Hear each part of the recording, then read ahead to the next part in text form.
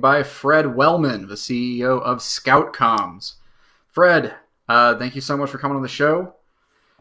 Great to be lately, thank you. Lately, these have all been kind of starting off with the same question, which is, are you okay? How are you doing? Everything okay? I'm an extrovert, man. I'm losing my mind. No, it's why can I not go out?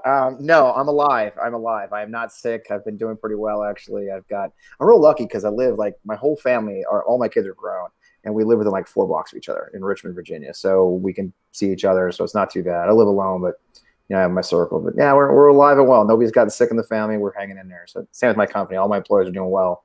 So I can't complain too much. Well, I'm very grateful to hear that. It is interesting having these episodes booked and recording with people during this time, because we want to talk about the work they're doing, and for so many people that work is on hold right now. Yeah. How is the pandemic affecting you guys? How's it changing operations? For us, the company, I got rid of my offices way back in October, so we went virtual in October. It worked out perfect, and so operations wise, my firm is continuing. We've had some clients and some challenges. Most of our clients are nonprofits that support veterans causes. And they lost funders, like everybody, with the stock market doing what it does and stuff. So we've had a couple of glitches with a couple of clients. Good folks, just tough time. But most of our clients have been great. We've been helping them. The big thing we've been doing is sort of trying to help our clients adjust their operations so they can keep functioning and then still have an impact on their community with the programs they have. So we've been busy. Honestly, I'm not gonna lie to you. I spent a lot of my time trying to convince my employees to take their time, understand that this is a marathon, not a sprint. So hey, get out. I had a long talk with my employees yesterday saying, look, our company policy is simple. It's okay not to be okay. That even though you're working from home, it can get lonely, it can get stressful, and there's a lot of anxiety. Your jobs are safe. We're in good shape as a company financially and fundamentally. So you want to take 2 hours out to go for a walk? Go for a freaking walk, because you know what? The work will still be there when you get back. So that's my big focus, I think, as a CEO, is just kind of keep everybody moving forward and make sure that the anxiety of this whole situation doesn't kill anybody, And God bless you for it, because it seems like the headlines are often full of CEOs and business owners who maybe don't see things that way. Yeah. Well, for me, I know, I think I'm a military guy, a background, and I had the great occasion to invade Iraq twice. I liked it so much the first time. I invaded again the second time, and invasions are my thing. I don't know, and so it's kind of funny as a military officer. For me, this is a lot like because when you go to when you do an invasion, it's not only when you settle in on another unit that's been there for a while, right? It's like you don't know what's going to happen when you cross that border. What we say in the Army a lot is the enemy gets a vote. Right. And so you have your plans, you've trained your soldiers well. The aircraft I used to be a helicopter pilot. The aircraft are prepared. But, once you go in, I don't know what the bad guys are or what they're going to do. So this situation kind of reminded me of that. I think every day I'm kind of, okay, what's today? Oh, wow, the government passed a big check, had passed a big bill that's going to be able to get us some loans. How do we adjust to that? So we're constantly, so in a lot of ways, I've been, I won't say calm, but this is a comfortable place for me with my background of saying, okay, there's a lot of uncertainty. Just keep my people moving forward, adjust as things change, and then keep moving forward. And so it reminds me a lot of those invasions between 1991 and 2003. It is an interesting comparison. I mean, we hear a lot of political leaders and commentators compare this to war, but it's very different to hear it from someone who's actually been there and done it. Yeah. To tie back away from the current affairs, but into your work, can you briefly explain to our viewers what ScoutComms is and what you guys really do? Yeah, we're a crazy little company. So I retired from the Army about 10 years ago. Did a job for about a year with a small. I was a helicopter most of my career, and a helicopter pilot, excuse me. And then I retired as what they call a public affairs officer. So I was a PR guy. I ended up being the spokesman for a couple of famous General Petraeus, if you remember General Petraeus, and General Dempsey, who ended up being the chairman of the Joint Chiefs later. So I guess I didn't screw his career up too bad, I guess. Yay.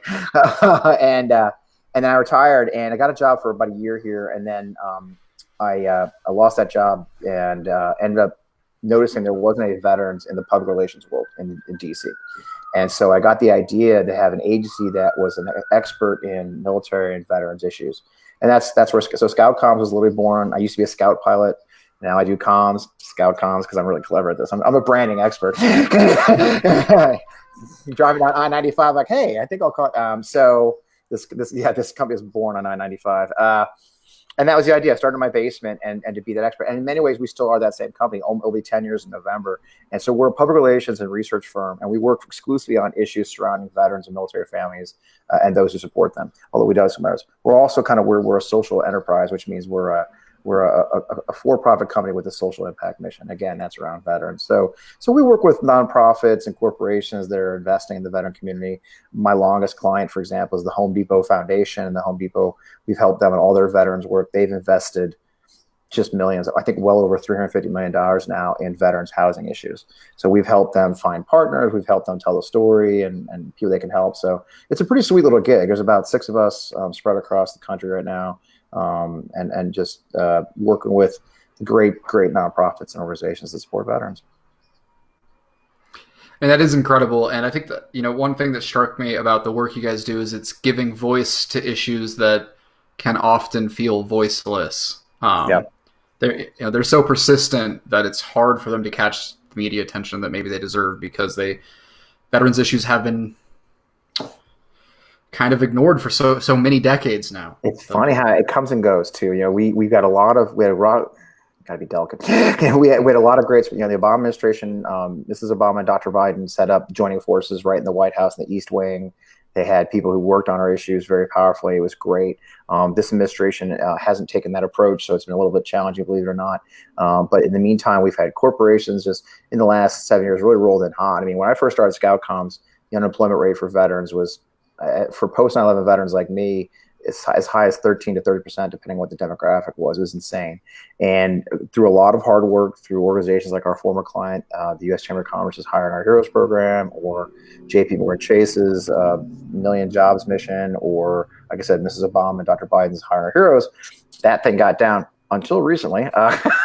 Until recently, it was like 2 points below the national average for veterans. So we're actually doing better than many Americans. So it's been great. Under the former administration, Secretary Shinseki at VA made a promise to end veterans homelessness.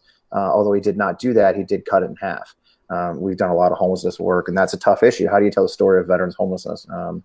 It's really interesting. Now, of course, we spend a lot of our time on mental health issues, which is going to be a challenge. And frankly, with this situation, it's going to be worse, right? I mean, the isolation, the inability to get your counseling. I've got a good friend who's a counselor at the VA. She's frustrated because a lot of her older veterans don't want to do telehealth. They just don't get it, So it's a real concern. This current environment is going to make our jobs tougher. And a really good study came out the other day showing that like 14% of veterans' jobs are in the sectors that are going to get hurt the most by this situation. So I'm a little nervous that we're going to come out of this in a month or two, finding many of the things we made progress on, starting back to ground zero again, unfortunately. It sounds like there is going to be a lot of work for folks like yourself to do in the aftermath of this. That is an unfortunate thing. Yeah.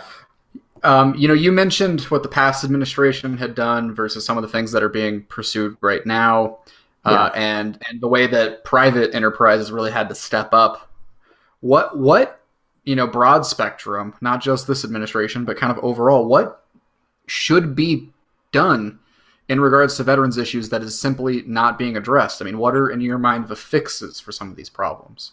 We've been really fortunate. I mean, I'm loath to come in and say that people aren't doing enough, because we've really gotten a lot of attention. I mean, it's hard to say we haven't. It's been remarkable to see, like I said, corporations like Home Depot. The Home Depot story is a perfect story of what I'm talking about. I got a call one Thursday. I was driving, a guy from New York said, "Hey, our client wants to focus on veterans housing." This is 2011. And they want to throw like $30 million at it. I'm like, well, that's great. Who's your client? Like, Home Depot. I was like, I heard of them. Little Home Depot. What is it? A hardware store. Lots of orange. Like, sign me up. I'm like I've been in business 4 months, right? And they tossed $30 million over 3 years was their start point. They blew through that in a year and a half, which made me stressed because I was going to get fired, but I didn't. and then they did, $50 million, and then it ended up being 80, and then 100. Now their goal is $500 million, $500 million to address veterans housing issues. So when you see a corporation like that has just gone all in, and it's just throwing so much of their power, their volunteer force, their associates who volunteer to help fix houses or rebuild, American Legion posts. I mean, the things we've done in the last, going on, it's 9 years this month, actually, is just remarkable. So it's hard I'm loath to criticize a lot of the folks have been doing. What we do still see, though, is that, America changes. In the last 3 years, the priorities have changed. You're living, your background shows how weird things are these days politically. And as I tell people a lot of times, like, veterans are important, but there's a lot of issues in America today, from the Me Too movement to racial issues, from my poster, and these issues, we're one of those issues. In many ways, veterans are successful. I've always loathed to portray my community as victims, right? Because in many ways, we're part of the community. We're making a big difference. I'm really proud of how many of my veteran peers and service members are the ones that are the EMTs, they're the ones that are the doctors, they're the ones who are actually stepping up in this crisis. So in many ways, it's an unusual community. They're the helpers and the ones that need help. Unfortunately, we do face a staggering amount of suicides in our community right now. A staggering amount of those suicides are from firearms. A study found that 77% of suicides in the veteran community and military community are associated with firearms. And of course, they're very, very effective. Firearm suicides is the most deadly version of suicide. So we face these things that are very challenging, and I would love to see more of that thing. But again, as a sub part of the American experience, all of America has a mental health crisis. We do not have nearly enough mental health professionals. We can't produce them fast enough. We can't pay them what they deserve. Insurance still doesn't cover it effectively in many insurance programs. So I think that the veterans community in a lot of ways ends up being a microcosm of the larger issues we face as a country. Right now, I really do. What keeps me up at night is the mental health crisis. I myself, I don't know if you found me online, but I've been very, very public about my own mental health challenges I had. I'm very competitive, and I'm very proud of the fact that my therapist said I had the worst untreated PTSD he'd ever found in his career. So I'm like, well, of course, go big or don't go. Overachiever. I'm not going to have just normal PTSD. I got to have super PTSD. And go big or don't go. So I went on a 2-year journey 2.5 years ago to get treated for that. Finally, and I ignored it because I didn't think I did. Nobody ever blew me up.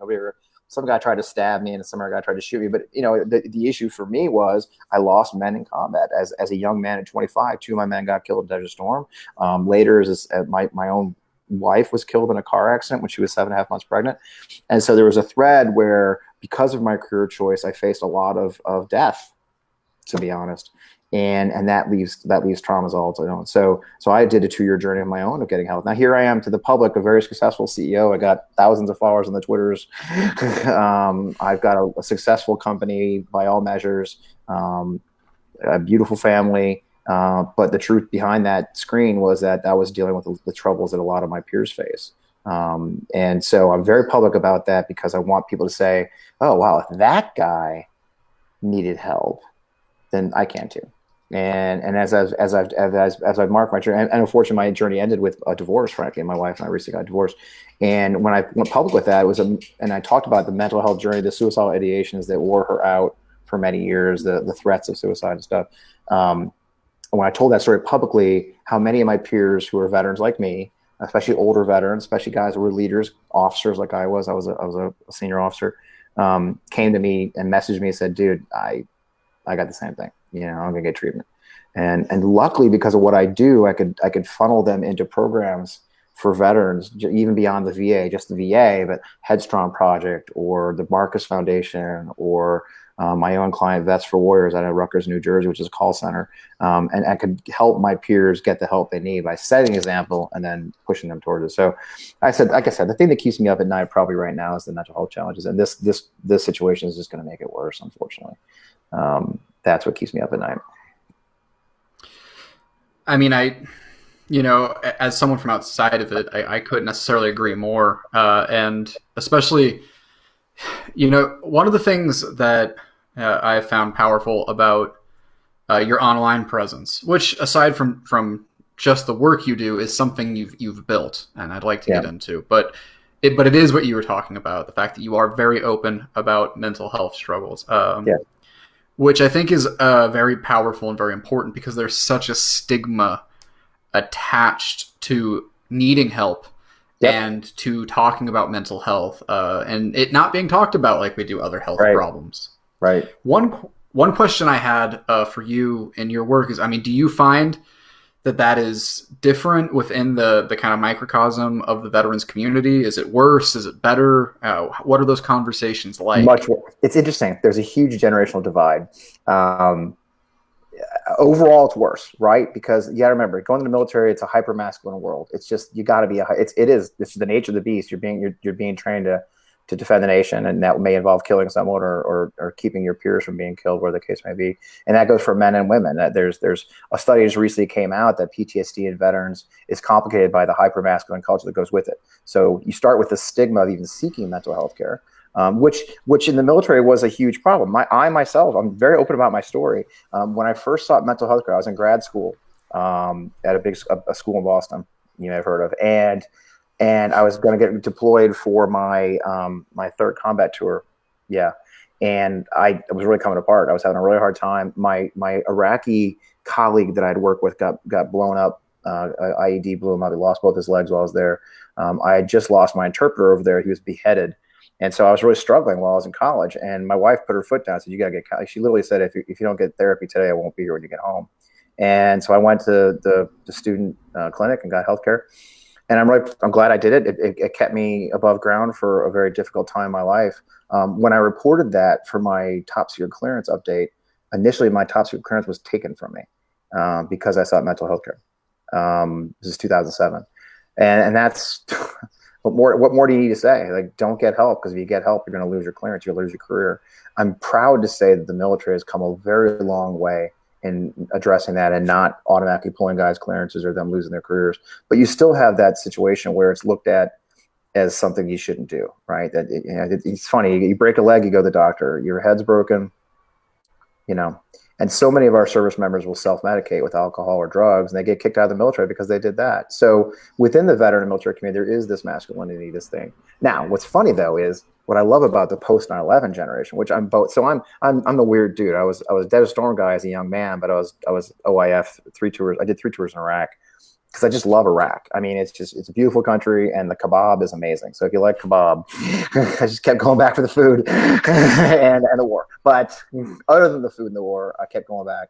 And so I'm a multi-generational veteran, if you will. And these younger guys, the post-9/11 generation, the millennials, now Gen Zers, they're just so open. You'll be at an event with them, like, yeah, what do you think of your therapist? Like, well, mine's kind of an asshole, but I like him. You're like, oh, it's such an open, you're like, oh, it's such a very different, open conversation with this younger generation. So I have a lot of hope for the future that this next generation is going to be more open. They are. And you're seeing it. You're seeing much higher participation rates in mental health therapy because of this newer generation.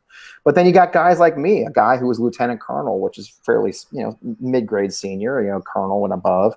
And then that's what shocked me. And one of the reasons I became so open about because I did see so many of my peers suffering. I saw guys, one of my classmates from West Point was a 3-star general, got kicked out of the Army for alcohol, basically. If you look at what he had misconduct, and all of his misconduct was tied to drinking. I bet my mangled left foot that he was self-medicating, even as a 3-star general.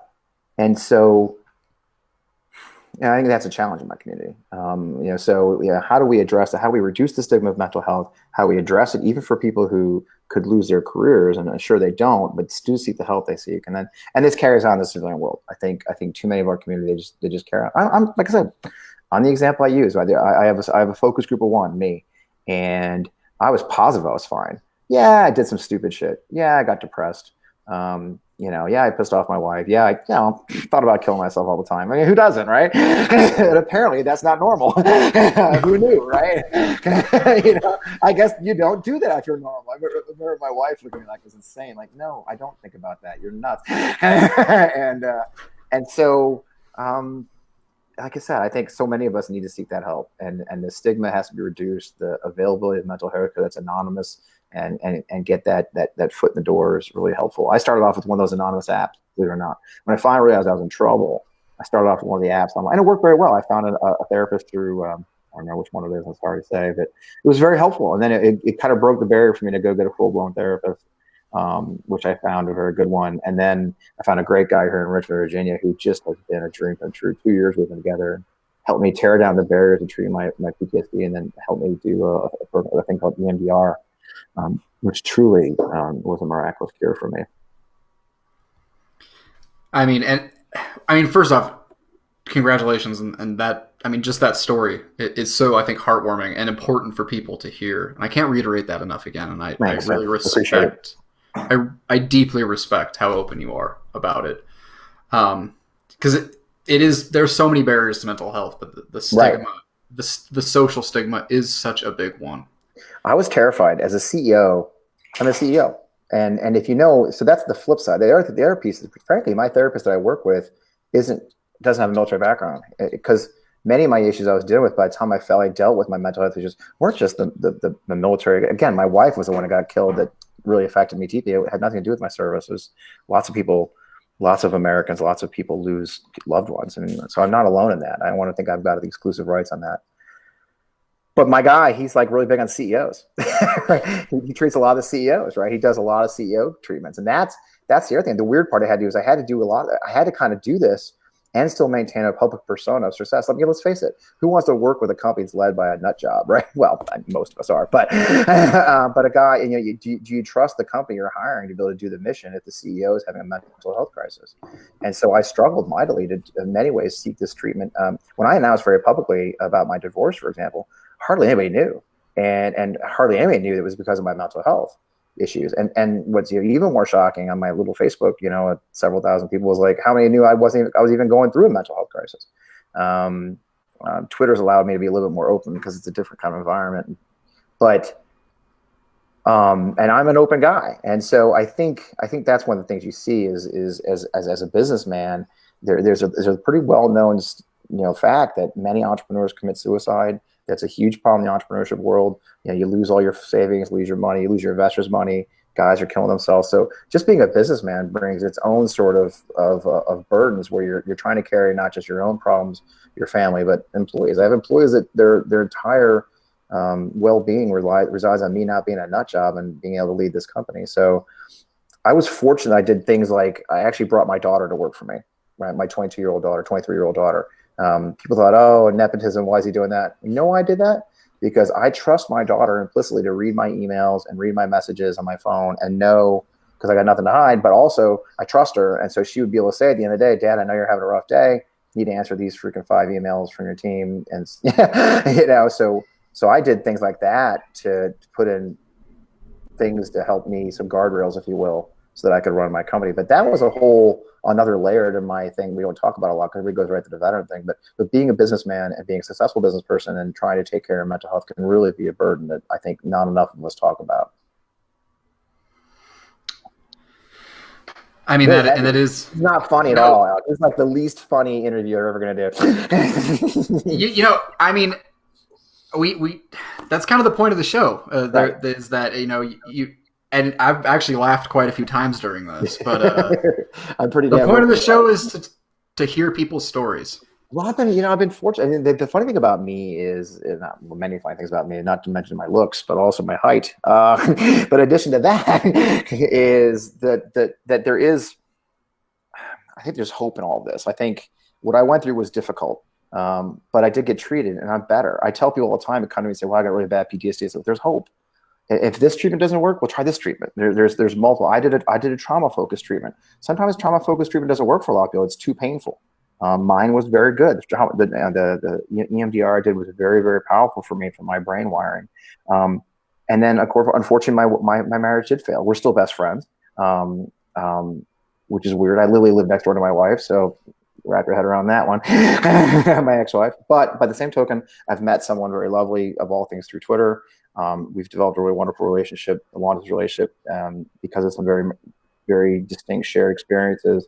So I'm actually, I think I'm very optimistic and hopeful that I could find someone like I won't mention her name, she'll get mad, but my girlfriend, who has been a huge supporter of me in that short time we've been together as I continue this journey. So, for me, I hope, if nothing else, people go, okay, that guy went through shit. But wow, he's got together my company. We had a really rough couple of years. We lost a bunch of money for a couple of years. This year we turned a profit for the first time, and now we're back on track. I think with this situation we're actually doing very well. So I just always tell people, like, you can hear the bad part of my story, and if you learn just that lesson, that's the wrong lesson. The lesson is there is hope, that the sun will come out again, that there is the ability that even though I lost a very nice person in my ex-wife, I've just recently found someone who is equally just wonderful and has been good to me. So I hope people at least read my story or hear my story and go, okay, you know, this guy went through some stuff and then he came out the other side and he's living a really good life because of it. And I think that's the story I want to talk about enough is there is hope, there is recovery, and it's not a lifelong burden you don't have to live with. You can get better. I think I'm living proof of that at this point.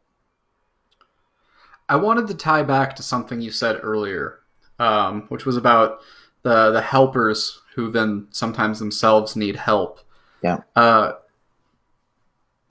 Everything that it seems like you do is based kind of in the core nature of service, of public service of any type.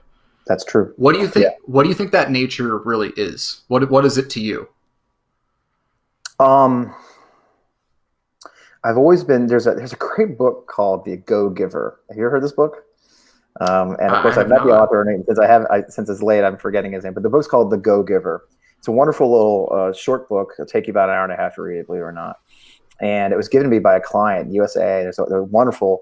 I mean, I just got to plug USAA. Harriet Dominique is there. She started off in the call center at USAA, is now a senior vice president in charge of their corporate responsibility programs. Just a wonderful human being. Has been a client and a friend for a while now. And she gave me that book. And the concept of the book, though, is, I won't get into the details, but the idea is something I've lived in my life the whole life. It's the idea of social enterprise, the idea of what ScoutComms is based on, which is that if you give, the universe and life will give back.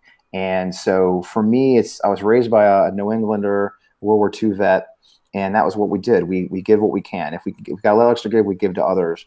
And that's the basis of my business. I give, to nonprofits. We give quite a bit of pro bono work to our nonprofits.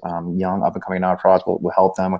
We found early on that we tried to do pro bono work, and they're like, "Oh, you're going to be the agency of record for this." A nonprofit to start doesn't need a full-blown PR firm. What they may need is just an hour and a half of my time saying, "Yeah, don't do that," or "Do this," or "Where's your website? It sucks," and that's all they needed. So we have an unlimited pro bono program where we just sit down and talk to people. And you know what's a great story, a great way to end it? How does this work? So I used to meet, I still do, any young veteran reaches out to me and says, "Hey, I could use some advice, some mentoring."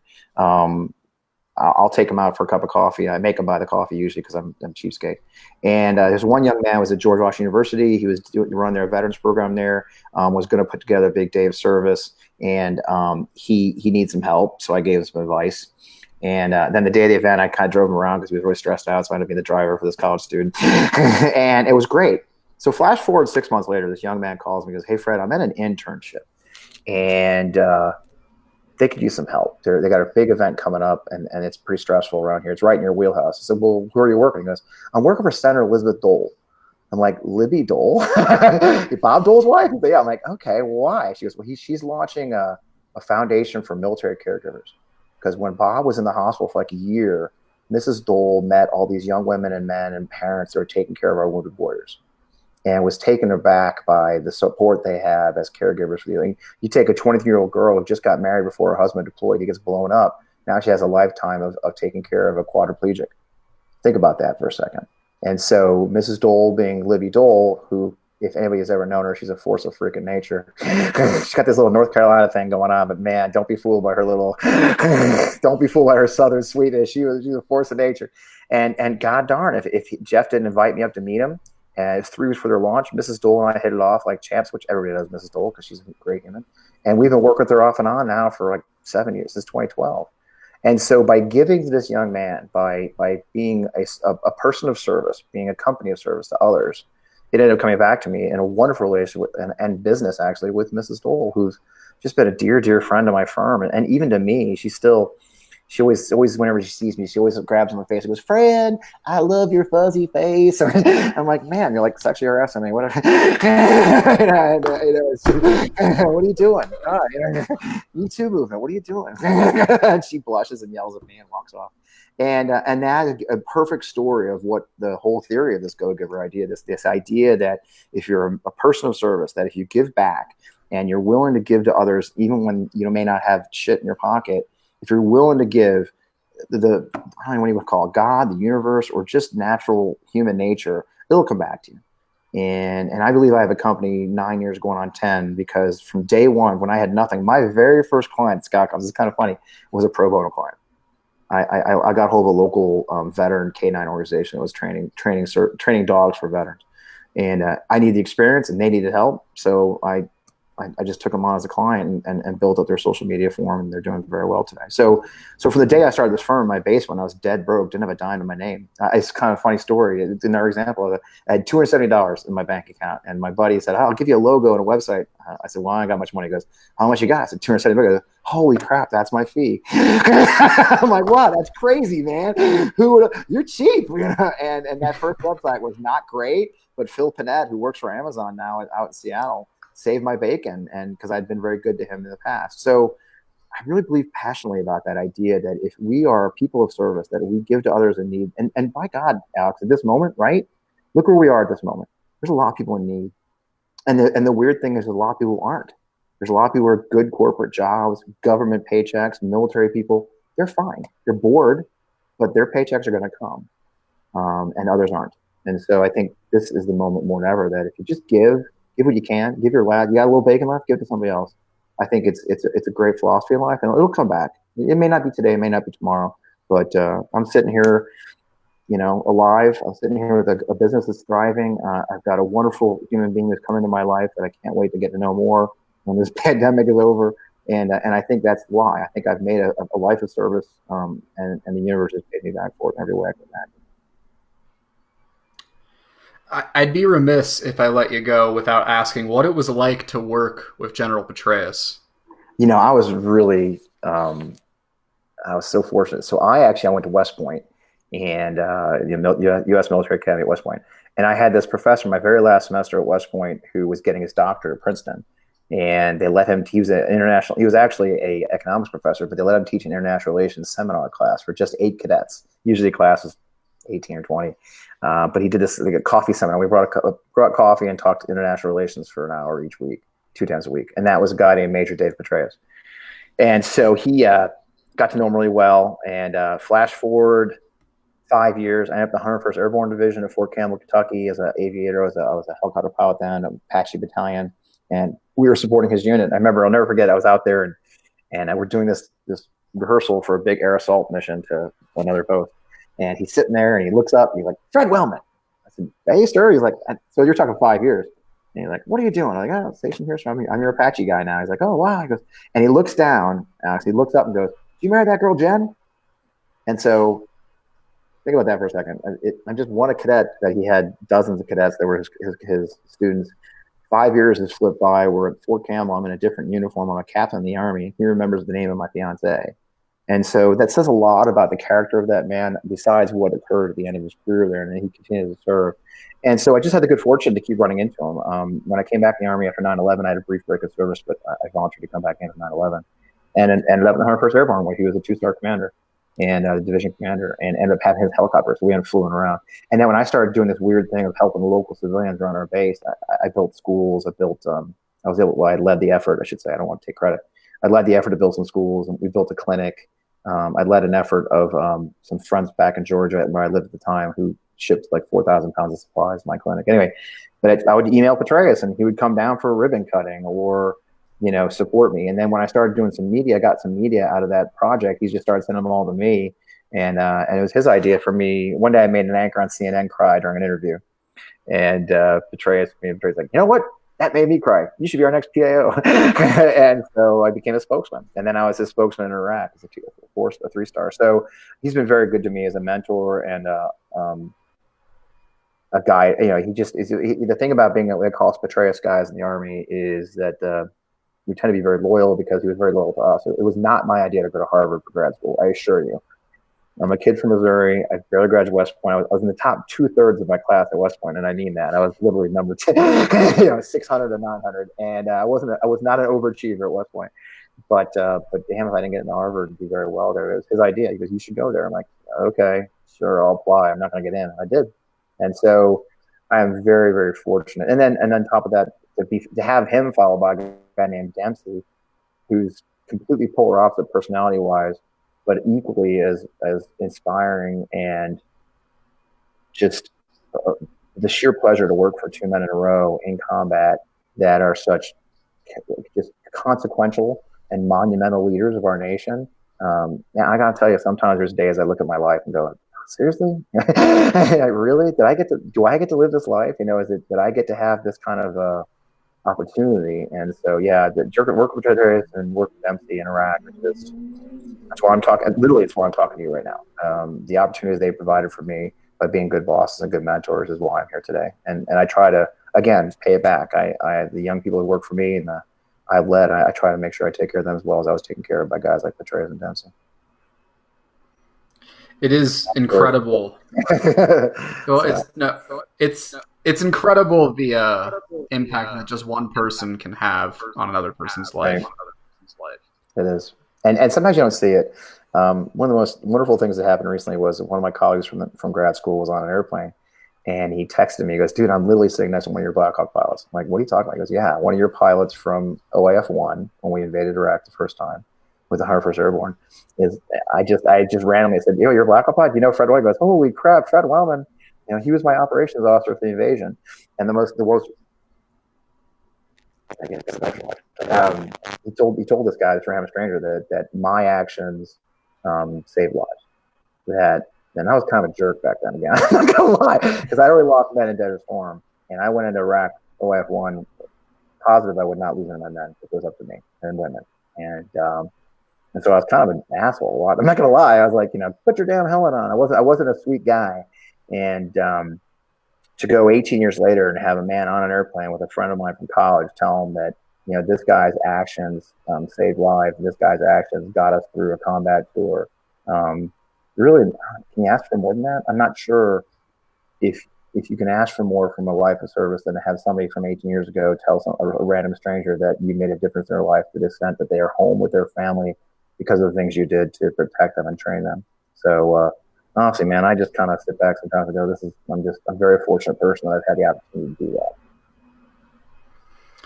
One last question I like to ask everybody. I feel like you kind of touched on this already, actually, but if there's anything that you possibly want to convey to others through your life and through your work, what would that be? I think you're right. I have kind of touched on it, haven't I? It's like it's be of service. Find a way to make a difference in the world you can, because it'll make you a better person and it'll make your community a better place. And community can be defined a lot of ways. It could be your family, it could be your neighborhood, it could be your church, it could be the veterans community, which I'm a part of. Very, very fortunate to be a part of, and very fortunate to have a voice in that community now. But I think if you live a life of service, if you define what that means to you, and you give back, you will be a better person, and you will sleep better at night knowing you gave what you could to the world. And what's the there's a little patent thing about that, but you're never going to have to go to the grave wondering if you made a difference. I think Reagan used to talk about the Marines that way, but I think that anybody, I want to be able to go to the end there and say, well, I tried to make a difference, and in some ways I did. And so I'm a big believer, if you give of others, it'll pay you back in a million ways. Thank you so much for coming on the show, and thank you for your service. That was Fred Wellman. My pleasure.